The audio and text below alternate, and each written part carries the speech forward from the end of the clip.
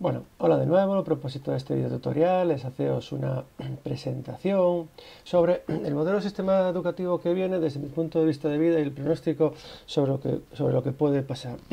Yo soy Gerardo Gutiérrez García y entonces voy a contaros pues, una serie de reflexiones que estoy haciendo sobre el tiempo que nos toca vivir, la situación sanitaria, política, educativa y social que, que, en la que estamos metidos. Bueno, después de este vídeo, mucha gente estará de acuerdo conmigo, otros no estarán de acuerdo conmigo, que será seguramente la gran mayoría de ellos.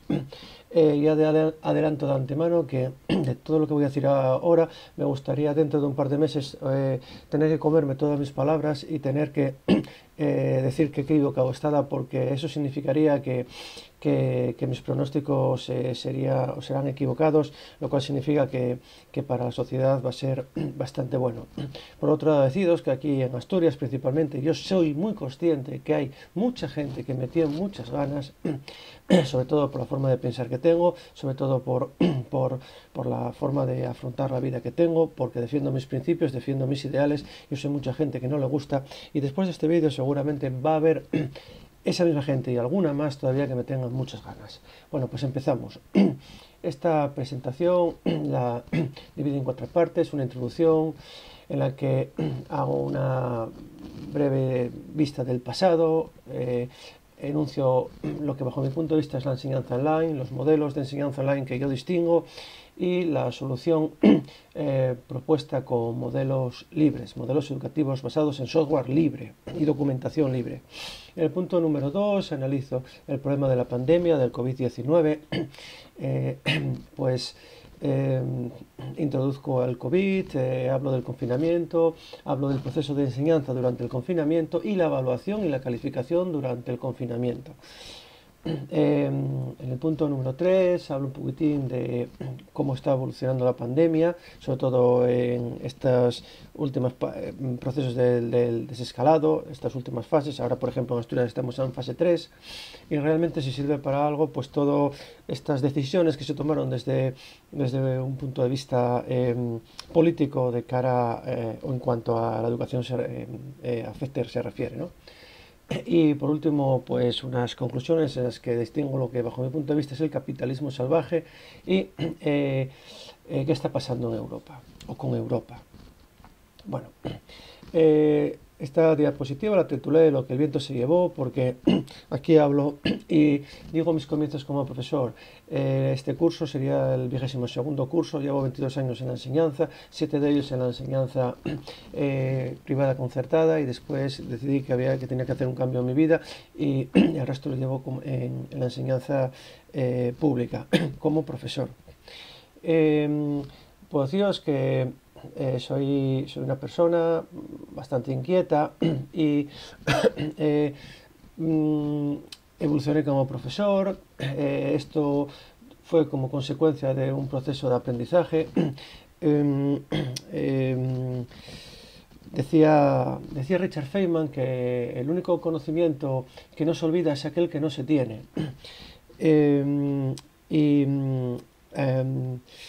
Esto fue una cosa que a mí me animó mucho cuando lo leí por primera vez, porque continuamente tenemos que estar aprendiendo. Aprendemos, olvidamos cosas, aprendemos, olvidamos cosas, pero una cosa que está clara: lo que no se nos olvida es lo que no sabemos. Por lo tanto, esto para mí es un pilar básico de la educación. Esa frase de Feynman que, como imagino que muchos sabrán, fue premio Nobel en física, fue un gran científico, una persona muy peculiar, fue una persona con una mente extraordinaria. Pues cuando leí por primera vez esta frase, pues me llegó al alma. Hay muchas frases famosas sobre educación, y pues hay otra que me gusta mucho también. Esto es un proverbio chino que dice: lo que escucho lo olvido, lo que veo lo recuerdo y lo que hago lo aprendo. Son frases que poco a poco a uno también le van sirviendo para reflexionar sobre el aprendizaje, ¿no? Entonces, una de las bases para evolucionar, para mejorar, por así decir, mejorar o bueno, o no estancarte, es la formación continua. La formación continua, en mi caso, la enseñanza telemática. Yo prácticamente, después de que terminé la carrera de físicas, pues me seguí formando, yo estudié físicas en Santander, en la Universidad de Cantabria, y después me seguí formando en la enseñanza no presencial en la UNED.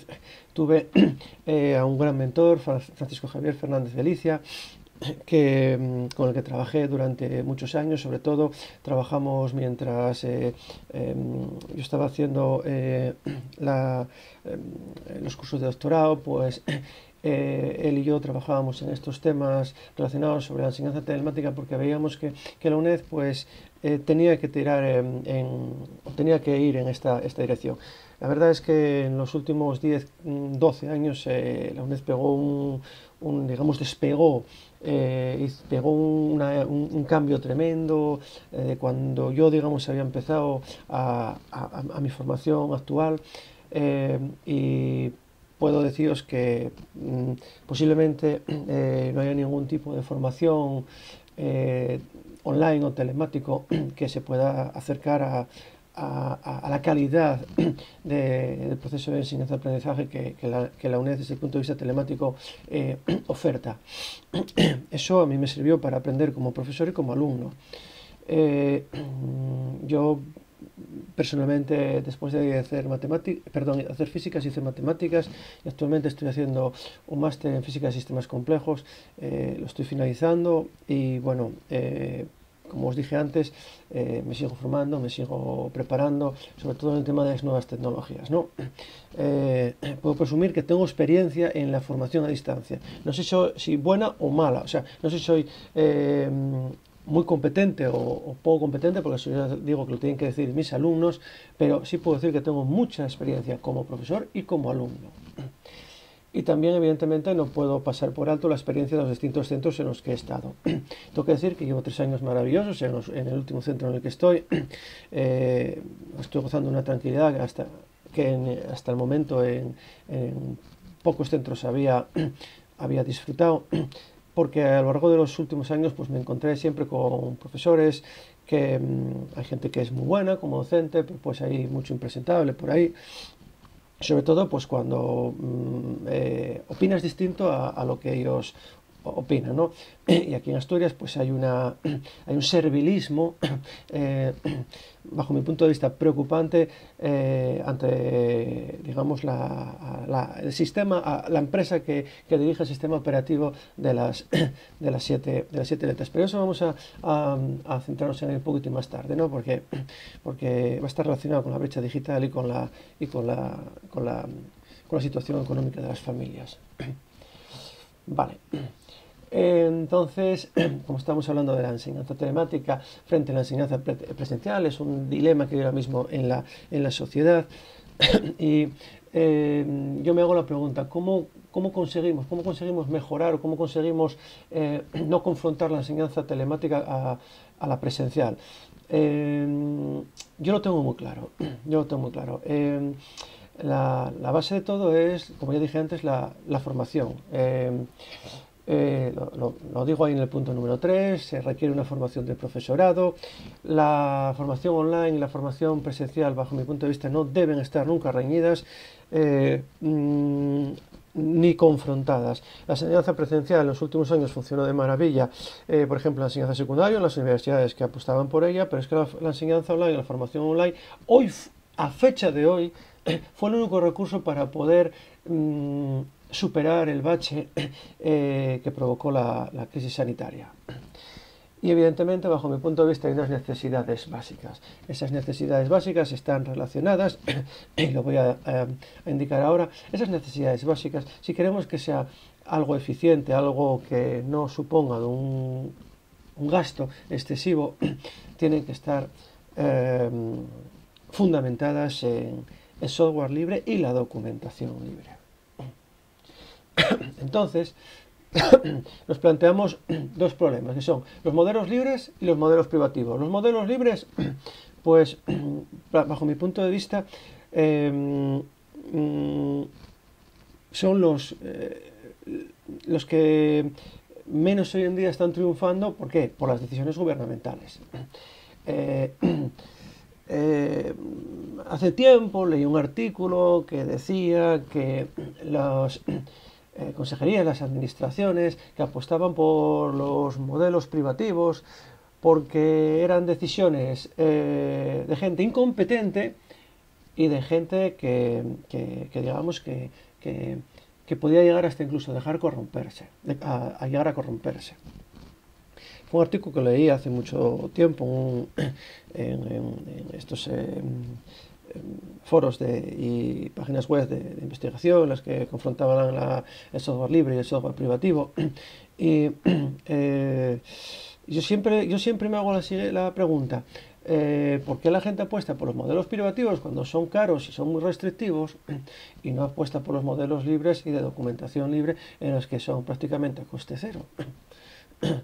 Simplemente invito a la gente a que, por ejemplo, vaya al anexo número 9 de los presupuestos del Principado de Asturias este año y vea el gasto que va a hacer la administración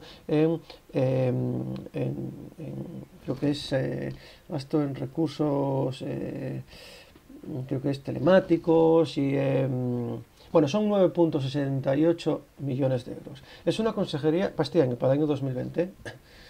Es una consejería como la de Asturias, o una administración como la de Asturias, que bueno, podemos decir que ya de juguete. Imaginaos la madrileña, que es 6 o 7 veces la asturiana, la andaluza, que es unas 10 veces la asturiana, la gallega 4 veces la asturiana, la de Castilla y León unas 6 o 7 veces la asturiana, etc, etc. Pues multiplicando más o menos, y ya veis la cantidad de dinero que se despilfarra en la apuesta por modelos privativos, ¿vale? Que aparte de ser restrictivos, son caros. Y a fecha de hoy yo creo que tenemos que optimizar los recursos. Lo voy a decir al final. Se está hablando de que la Unión Europea el Ministerio, el Gobierno de España va a dar unos 2.000 millones de euros para educación, para todas las administraciones educativas españolas. ¿Qué van a empezar a gastar el dinero en software privativo? Yo prefiero más que lo metan en recursos humanos, bajo mi punto de vista. Bien, entonces, insisto, opino que la solución son modelos libres, basados en software libre y documentación libre. ¿Por qué? Porque esa documentación, las 4 libertades del software libre son libertad 0, poder ver, libertad 1, poder copiar, libertad 2, poder modificar y libertad 3, poder transmitir el software. Y eso mismo para la documentación. ¿Qué quiere decir? Que si me llega una documentación libre, puedo imprimirlo, puedo fotocopiarlo, puedo mejorarlo, etcétera, etcétera. Cosas que no se pueden hacer con la documentación o software privativo, ¿no? Entonces, ejemplos de esto, las distribuciones evidentemente de Linux. ¿Qué conseguimos con distribuciones de Linux? Pues conseguimos, por ejemplo, prolongar la vida de un ordenador 10 años más. ¿Qué conseguimos con distribuciones de Linux? Pues, por ejemplo, tener un ordenador en el que vamos a tenerlo a fecha de hoy libre de virus. ¿Qué conseguimos con Linux? Pues conseguimos instalar software que en principio no va a caducar, por así decir. Todos sabemos que hay versiones del sistema operativo de las 7 letras que están descatalogadas y el sistema operativo de las 7 letras con el número 7, pues desde el año 2020 ya no tiene mantenimiento. Oh, curiosidad, Alemania exigió al sistema operativo de las 7 letras que le actualizase el sistema operativo con número 7. Claro, les va a cobrar 33 millones de euros. Perdón, no, 33 millones de euros no, creo que son 10 millones de euros por 33.000 ordenadores, creo que es. Está publicado ya también en internet. Bajo mi punto de vista, un despilfarro. Coño, inviértalo en mascarillas, inviértalo en respiradores, inviértalo en geles hidroalcohólicos, inviértalo en los asilos. Se me ocurre ahora, Alguno de mis antiguos compañeros con los que yo tenía peloteras en este tema me dirá, vaya oportunista que eres ahora, que estás diciendo. Claro, es que ese dinero puede invertirse en cosas apropiadas.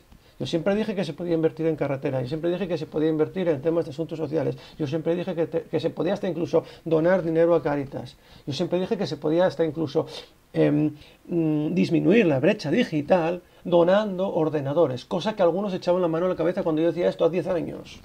Cuando yo decía esto a 10 años. ¿Alguno echaba la mano a la cabeza? Entonces,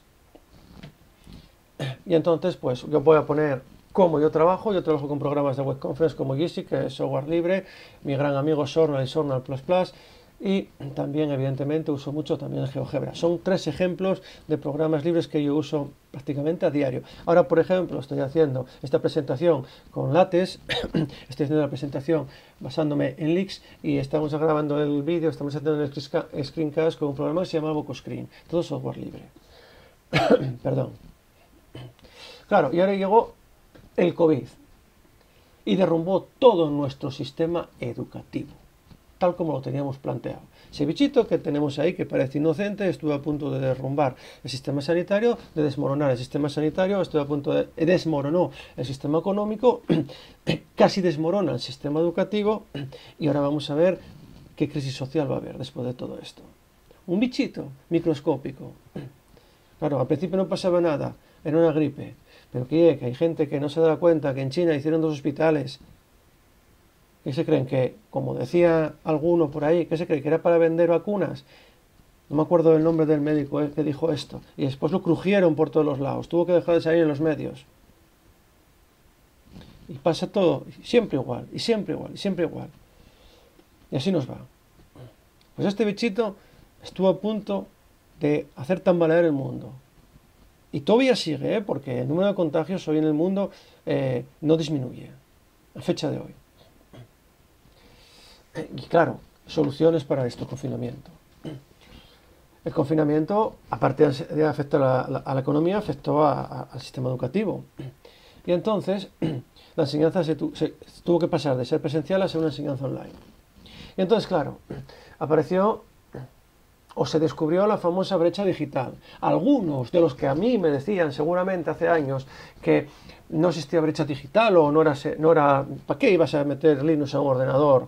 Va, tirabes, lo descatalogabes y entonces cogéis y comprabes otro. Había gente, yo tenía compañeros que decían eso. O no, si la consejería paga a esta empresa el sistema operativo de las 7 letras, ¿para qué vas a tener problemas con ellos y decir que, por ejemplo, usen software libre?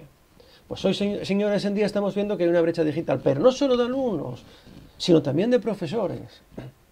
Sino también de profesores, esto es muy importante, porque la competencia del profesorado en estos temas, porque el profesorado no estaba preparado por una enseñanza online de este estilo.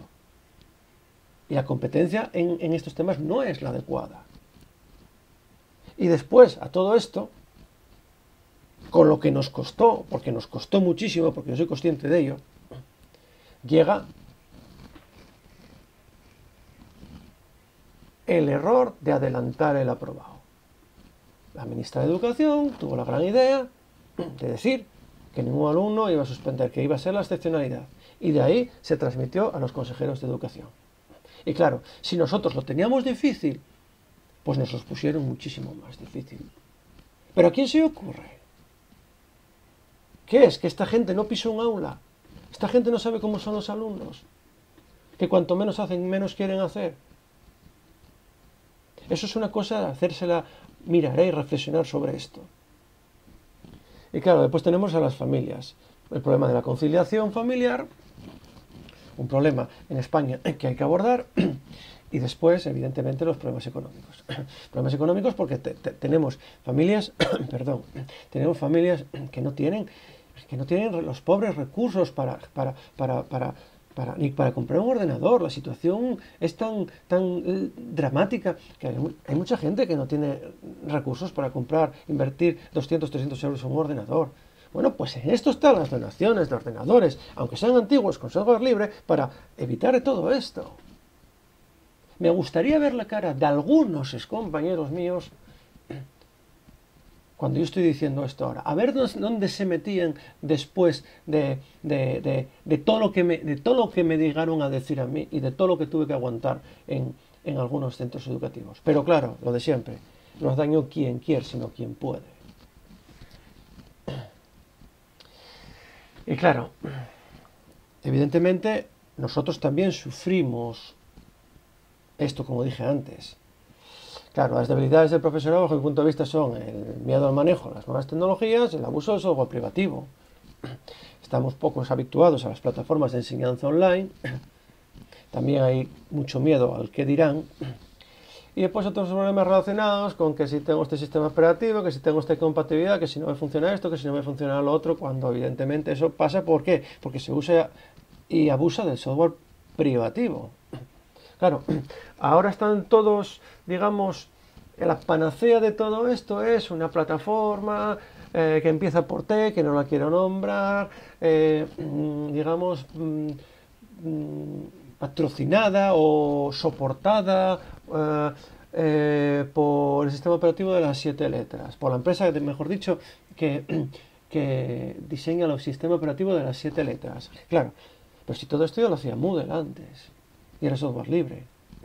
Aquí en Asturias hay un Moodle, me parece que era la versión 3.2, que ahora en agosto, por ejemplo, van a limpiar y me huele, ojalá me equivoque, me huele que ya verás cómo se lo carguen para migrarlo todo a esta plataforma mantenida por la empresa que vende el sistema operativo de las 7 letras. Me la juego que va a pasar eso, ¿eh? Porque ya lo anunciaron además en la página web. Ojalá me equivoque y ojalá me tenga que tragar todo esto. Pero me parece a mí que el Moodle va a tener los días contados, por lo menos aquí en Asturias. Bien. El proceso de enseñanza, con todas sus dificultades, con todas las debilidades que tenemos los profesorados, pues implica que para que sea finalista de que tiene que haber una calificación y una evaluación y una calificación y una evaluación de todo ese proceso. Claro, yo voy a poner mi modelo. Yo durante el confinamiento hice a mis alumnos pruebas online, los modelos eran en PDF que ellos se descargaban y tenían que resolver. Una vez que ellos contestaban, me tenían que entregar las imágenes de lo que habían resuelto. Como ya dije, yo no sé si lo dije o no, pero bueno, soy profesor de matemáticas, y entonces me tenían que resolver el examen, tirarme 2 fotos casi siempre, con un tamaño máximo de imagen 1.5 megas, o también los que podían pasármelo en formato PDF, pues me lo subían a través de las credenciales, en este caso Educastur, y entonces yo corregía y calificaba ese examen con la ayuda primero pasaba con ese programa que tenéis ahí, es el GScan 2 PDF, pasaba las imágenes y no me lo subían a PDF, corregía el examen con Sonal y se lo devolvía calificado, ¿no? Para que ellos viesen la evolución. Ese fue el proceso de calificación y evaluación que yo hice a mis alumnos, aparte evidentemente que se les aplicaban unos porcentajes con unos criterios de flexibilización que hubo que establecer durante la tercera evaluación, sobre todo a raíz de los comentarios que hizo la ministra, en la que prácticamente todos los alumnos iban a estar aprobados. Que no me cansaré en decir que es uno de los mayores errores de planificación que se hicieron en los últimos 20 años en el sistema educativo, adelantar el aprobado general, porque era prácticamente el aprobado general, por mucho que se empeñen en decir ministros y consejeros, esto prácticamente era adelantar el aprobado general. Y claro, digamos que se superó, entre comillas, la pandemia, que no se superó, pero vamos, digamos que conseguimos reducir la tasa de contagios y entonces empezó el desescalado con sus correspondientes fases. En fase 0 y fase 1 principalmente. En la fase 1 se incorporaban a los centros educativos los equipos directivos, el personal de secretaría y creo que era, si no me falla la memoria, conserjería, principalmente con la idea de preparar y desinfectar los centros con una serie de protocolos de seguridad que se suministraban desde las consejerías de sanidad y desde el Ministerio de Sanidad, ¿no? Y aquí ahora ya el gran error, que es que los directores son expertos en temas de prevención de riesgos laborales. Bastante están haciendo ya con lo que están haciendo, pero son expertos ellos. ¿No sería mejor que las consejerías o el ministerio hubiese hablado con el ejército, por ejemplo, y hubiesen ido ellos a hacer esa tarea? Porque ahí sí que hay expertos. Así sí que hay expertos. Y que hubiesen hecho la tarea. Claro, en Asturias, creo que hay 2.500 centros educativos en España. Bueno, pues que lo hubiesen hecho por fases. No lo sé. Se me ocurrió ahora, lo del tema del ejército. Pero yo creo que mejor que los directores, seguramente. Aparte, bueno, a mí no me gustaría estar en la situación de los directores en estos momentos. Bien, y entramos en la fase 2. Con la vuelta voluntaria, menuda idea. Vuelta voluntaria, menuda idea. Los protocolos, las distancias, los escritos de responsabilidad que tenían que firmar los padres cuando enviaban a sus alumnos o cuando envían a sus alumnos a los centros educativos. Vale, sí, muy bien. ¿Y qué pasa si un profesor cae enfermo? ¿Qué pasa? ¿Qué es? ¿Que estamos volviendo que vuelvan los alumnos, los de cuarto de la ESE, los de ciclos formativos terminales o incluso de segundo bachillerato? ¿Qué los hacemos? ¿Que vayan al centro como conejillos de indias para ver lo que pasa o lo que pueda pasar en septiembre? Pues bajo mi punto de vista eso es una decisión, como poco, como ya dije muchas veces, irresponsable y temeraria, rozando la incompetencia. Vale, perfecto. Si todo está tan bien, ¿por qué no van a dar clase nuestros consejeros de educación, nuestros asesores, que vayan por nosotros a dar clase? Si no pasa nada, pues que cojan y que van a ir a dar clase. A ver si están muy a gusto allí. Todo esto, pues, creo que, repito, tiene que haber una reflexión muy profunda sobre este tipo de decisiones. Se están cerrando centros en España. Hoy tuvieron que cerrar una universidad porque había una traza de COVID en el aire acondicionado. Estoy muy serio, El virus no marchó, el virus sigue ahí. Parece que hay una carrera por llegar a la nueva normalidad, como va a entrar el lunes en Galicia. No sé, Galicia debe querer ponerse la medallita de que llegaron los primeros a la nueva normalidad. Aquí en Asturias hay 3 rebrotes. En el País Vasco ya ves que hay un rebrote en un hospital, van 3 muertos y 32 me parece son contagiados. Creo que es en Girona, ayer o hoy salieron otros 30 y pico rebrotes en una empresa, no sé dónde, creo que fue en una serrería, 2 o 3 contagiados también. El lunes llegan 11.000 alemanes a Mallorca. No lo sé.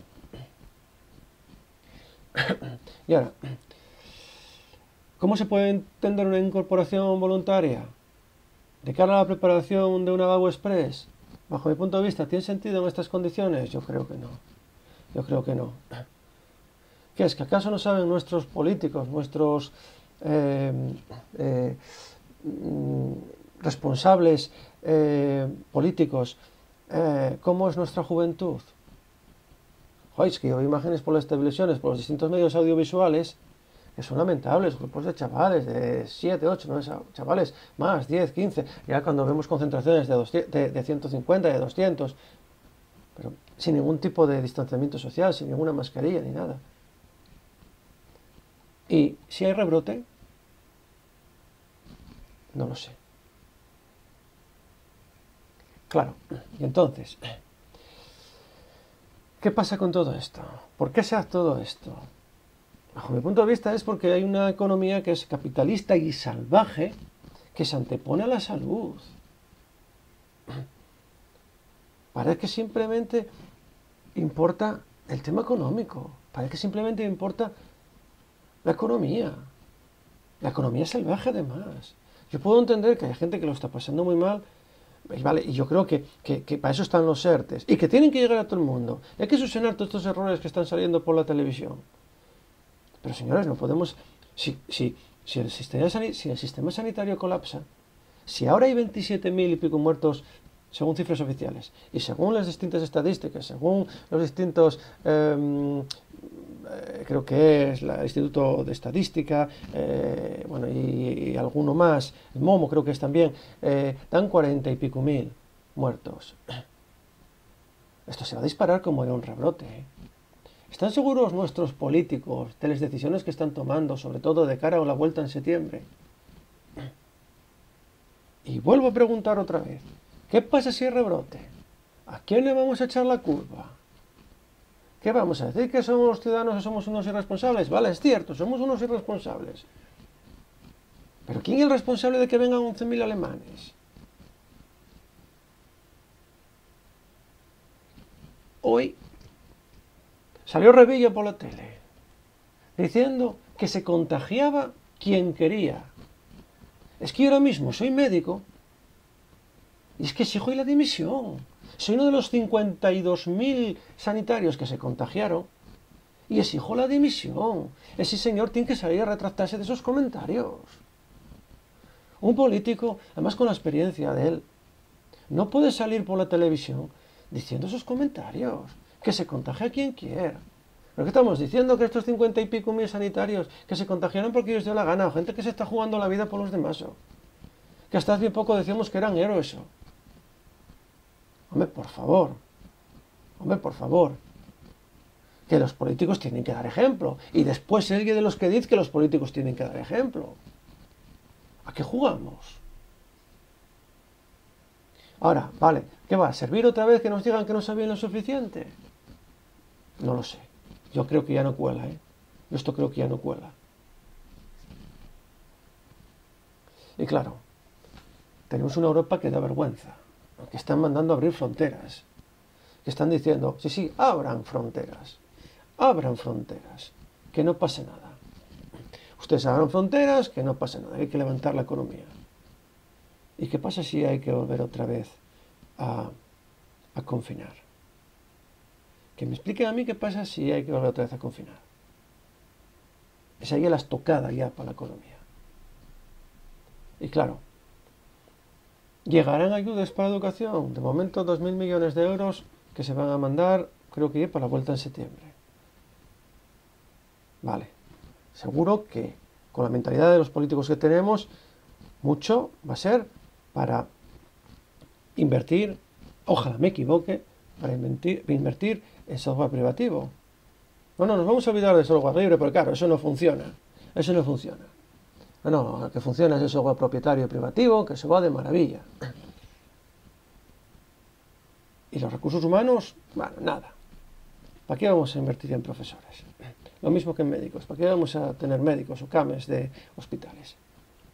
Todo esto, señores, pues es un tema muy, muy, muy serio, sobre todo de cara a la incorporación en septiembre, que hay que reflexionar muy bien, muy bien. No hay que precipitarse, hay que tomar decisiones con la cabeza fría, sin pensar en réditos políticos, porque si no, repito, hubo una crisis sanitaria, ahora estamos en la crisis económica, va a venir la crisis educativa y después la crisis social. Y cada una de estas va a ser o va a agravar a la anterior. La crisis educativa me preocupa muchísimo, porque si no formamos a nuestros jóvenes bien, con principios, que sepan decir no, el día de mañana vamos a tener una sociedad aborregada. Decía Víctor Hugo, abrid escuelas y cerraréis prisiones. Y decía ya Pitágoras en el siglo V a.C., educad a nuestros hijos y no tendremos que castigar a nuestros mayores. Espero que les haya gustado, no les molesto más y me despido diciéndolo siempre. Thank you for watching.